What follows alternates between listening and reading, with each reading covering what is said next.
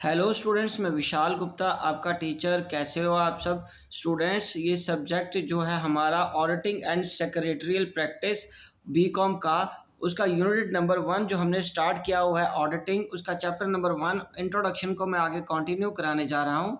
तो चलिए इस टॉपिक से शुरू करते हैं। टॉपिक का नाम है auditor is watch dog not a blood hound.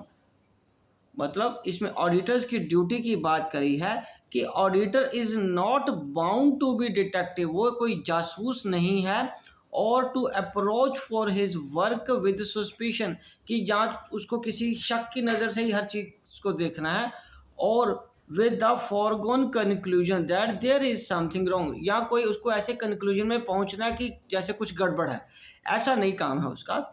He is a watch dog but a blood hound, पर वो ब्लड हाउंड नहीं है, काटने वाला नहीं है।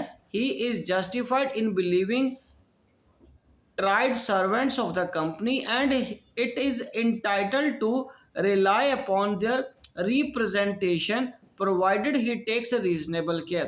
तो ये एक मुहावरे की तरह इस्तेमाल किया गया है कि वो एक निगरानी रखने वाला शख्स है, वो किसी को नुकसान पहुंचाने या किसी पे शक करने या सस्पिशन करने के पॉइंट ऑफ व्यू से ऑडिट नहीं किया जाता।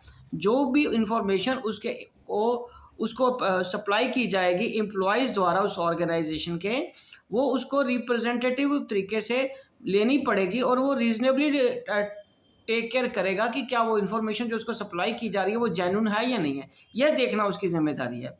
अदरवाइज उसको उस पर रिलाई करना पड़ेगा जो भी इंफॉर्मेशन उसको प्रोवाइड की जाएगी। ठीक है बच्चे, चलिए अब हम आगे बढ़ते हैं। From the above it can be concluded that an auditor is watchdog, that he must take care of interest of the owners of the business. As watchdog, auditor has to remain alert and inform the owners whenever any suspicion arises, and many times should make efforts to detect errors or frauds। और काफ़ी time पे वो errors और frauds को भी detect करने में कोशिश करता है, मदद करता है। Auditor is not a blood hound, he is fully justified in believing the tried servants of the company and is estimated to rely upon their representation provided he takes reasonable care। मतलब उसको जो भी उनके employees द्वारा information दी जाएगी उसको rely करना पड़ेगा, प्रोवाइडेड कि वो खुद अपने उस चीज़ पे ध्यान रखे कि क्या ये जो इन्फॉर्मेशन उसको प्रोवाइड की जा रही है वो ठीक है, जस्टिफाइड है या नहीं, ये देखना उसका काम है। It is not the part of his duty to harm or punish those employees who have found guilty. ये उसका काम या उसकी ड्यूटी नहीं है कि किसी भी व्यक्ति को वो नुकसान या हानि पहुंचाए या उसको पनिश करे जो भी गिल्टी है। The auditor must B systematic, sincere and honest while conducting his work. उसको ऑनेस्ट, सिस्टमैटिक, सिंसियर होना पड़ेगा अपने काम को करने के वक्त। Detection of frauds and errors, the auditor has to ensure that there is no material misstatement in the financial statements arising from the errors and frauds। The auditor has professional knowledge and expertise of his own field to certify the financial statement as to their fairness and truth। ठीक है बच्चे, कि पहला काम उसका क्या आ गया, detection of fraud and errors का। उसके बाद prevention of errors and fraud. अब प्रिवेंशन कैसे होगा बच्चे? अब प्रिवेंशन होगा, auditor can not do anything directly to prevent errors and fraud. वो सीधा तो कुछ नहीं कर सकता, but can give advice and suggestions regarding various ways. पर वो एडवाइस कर सकता है, वेरियस वेज एंड एडवाइस दे सकता है, सुजेस्ट कर सकता है कि किस तरीके से आप एरर्स को और फ्रॉड्स को इन फ्यूचर में होने से रोक सकते हो, और वो इंटरनल कंट्रोल सिस्टम को इम्प्रूवमेंट के लिए एडवाइस भी कर सकता है। ठीक है जी, चलिए अब हम आगे बढ़ते हैं। The auditor's responsibility relating to fraud in an audit of financial statement. The primary responsibility for prevention and detection of fraud rest with both those charge with governance of entity and management. अब दूसरा है responsibility of order. इसमें आगे 3 points बने हैं बच्चे। To obtain reasonable assurance that financial statements are free from material misstatement। और दूसरा है due to inherent limitation even properly planned and performed audit that some material misstatement will be detected। उसके बाद सी है where frauds involve forgery by collusion among employees or management, the risk of not detecting such frauds is more than the misstatement due to errors। Okay बच्चे, तो ये simple responsibilities हैं उसकी कि एक तो रीजनेबल एश्योरेंस देना कि financial statement free from material misstatement है, और due to inherent limitation even properly plan and performed audit होने की वजह से that some material misstatements हो सकता है कुछ डिटेक्ट ना की गई हों। ठीक है जी। वेयर फ्रॉड्स इन्वॉल्व फॉर्जरी, जिसमें कोई फॉर्जरी हुई है, गबन हुआ है, ठीक है, धोखाधड़ी हुई है, by collusion among employees and or management, the risk of not detecting such fraud is more than the misstatement due to errors. और वो गलती की से भी बड़ी ही चीज़ है वो। ठीक है। और फ्रॉड क्या है? फ्रॉड के केस समय when one or more individuals among the management or employees or third parties obtain unjust or illegal advantage involving use of dissipation.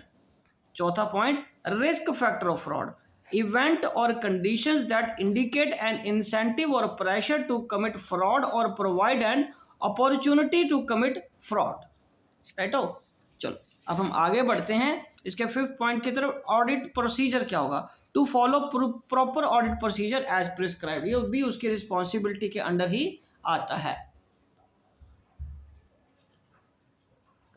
Next point है auditor's unable to continue the engagement in case of misstatement due to fraud, the auditor may consider whether it is appropriate to withdraw from the engagement and his professional and legal responsibilities in such circumstances। और 7th है communication to the management in case auditor has identified a fraud or has indication of fraud, he shall communicate to the appropriate level of management। अब हम आगे discuss करेंगे quality of an auditor. So the auditor must have thorough knowledge of principles and practice of all aspects of accountancy. दूसरी quality उसकी है he has to be tactful because for certain transactions no or inadequate information may be available, he has to extract such information tactfully from his clients। उसके बाद he must have thorough knowledge of audit case law as per various cases decided by courts। और उसके बाद he should have adequate knowledge of financial management। 5th point है auditor must be honest. 6th point है while discharging his duties he must act impartially and not influenced by others directly or indirectly। 7th he should be able to understand the technical details of the business whose accounts he is going to audit। मतलब उसको उस business की technical knowledge भी होनी चाहिए, understanding होनी चाहिए। He must have, next point, he must have up to date knowledge of companies act and mercantile laws. Okay guys. उसके बाद 9th पॉइंट है he must have thorough knowledge of principles of economics and economic legislations. 10th point he must be familiar with the principles and practice of cost accounting. 11th point he should have high moral standards। 12th he must have adequate common sense। he shouldn't disclose the secret of his clients। और last में he should have adequate skills to perform his job। ठीक है जी, to perform his job और duties, है ना, right हो। चलो अब हम आगे बढ़ते हैं बेटे इसका next integrity, objectivity and independence of an auditor. An auditor renders a high professional service to his client. Certain personal qualities should be possessed by an auditor along with the personal knowledge and skill. पहली है integrity. It is concerned with the honesty or moral character of the auditor. The auditor must not intentionally misrepresent any fact and sign or verify any financial statement or document under pressure. उसके बाद है objectivity. The auditor is expected to have impartial or unbiased view in respect of the matters under audit. The auditor should maintain objectivity and free from any influence and conflicting interest which discharging his audit responsibilities. उसके बाद independence of the auditor, तो उसकी personal characteristics में दो आ गया, एक integrity, दूसरा objectivity. अब तीसरा क्या आ रहा है इसके में? Independence. It is one of the important principles of the auditing through which the reliability of financial statements is enhanced by the opinion of the auditor thereon. उसके बाद independence of auditor is concerned with mindset, character and professional ethics, enlightenment of person. तो यहाँ independence of auditor का मतलब आ गया कि वो free from any pressure होना चाहिए simply. और अब हम बात करेंगे ऐसे 200. तो स्टैंडर्ड ऑफ ऑडिटिंग जिसको हम बोलते हैं, standard of auditing 200 number, revised overall objectives of the independent auditor and conduct of an audit in accordance with the standard of auditing और ऑन आफ्टर अप्रैल 1, 2010 के बाद जो सबको फॉलो करने हैं ऑडिटर्स को, वो है objective of audit of financial statements.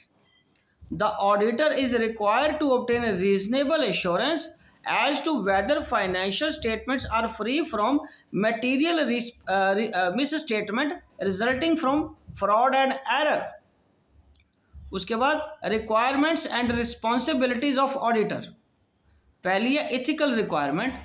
The auditor shall comply with the code of ethics issued by the ICAI like integrity, objectivity, confidentiality and professional behavior as well as independence without influenced by anybody. और B है professional skepticism. उसमें क्या आएगा? The auditor should have vigilant attitude in regard to the misstatements, critical examination of evidence gathered, contradictory evidence. All this can reduce overall risk. Right हो? तो चलो अब हम आगे बढ़ते हैं. इसमें सी पॉइंट है professional judgement. It arises from the professional experience in audit situation. Professional judgment is necessary for proper conduct of audit. It is required to be adequately documents. उसके बाद डी पॉइंट है sufficient and appropriate audit evidence. Audit evidence is necessary for supporting auditor's opinion and report. E. Conduct of audit in accordance to the essays. ऐसे मतलब standard of auditing. The auditor shall comply with the relevant essays which shall be represented in his audit report. ठीक है जी. अब उसका जो third point है ये आगे scope of audit of financial statement. It is determined by the terms of engagement of auditor, applicable laws and standard of auditing. उसके बाद reasonable assurance. The auditor can give a high but not absolute level of assurance regarding that financial statements are free from material misstatement due to error or frauds. और उसके बाद responsibility of management. The management is responsible for book of accounts and records, maintenance, internal control system, accounting policies and preparation and presentation of financial statements. Guys इसी के साथ ये topic complete होता है। मैंने ये जो टॉपिक लिया है और इसमें जो लैंग्वेज या वर्ड्स यूज़ किए हैं, वोकेबलरी यूज़ किए, वो सिंपल है ताकि आपको इसको समझने में और अपने नोट्स बनाने में कोई दिक्कत ना आए। आप इसी तरह मेरे चैनल को सब्सक्राइब करके वीडियोस देखते रहिए और अपना कोर्स कंप्लीट करते रहना और ये मेरे साथ ही रिवीजन कर लेना। अगली वीडियो में हम ये चैप्टर कंक्लूड कर देंगे। ओके जी, विशिंग यू गुड लक।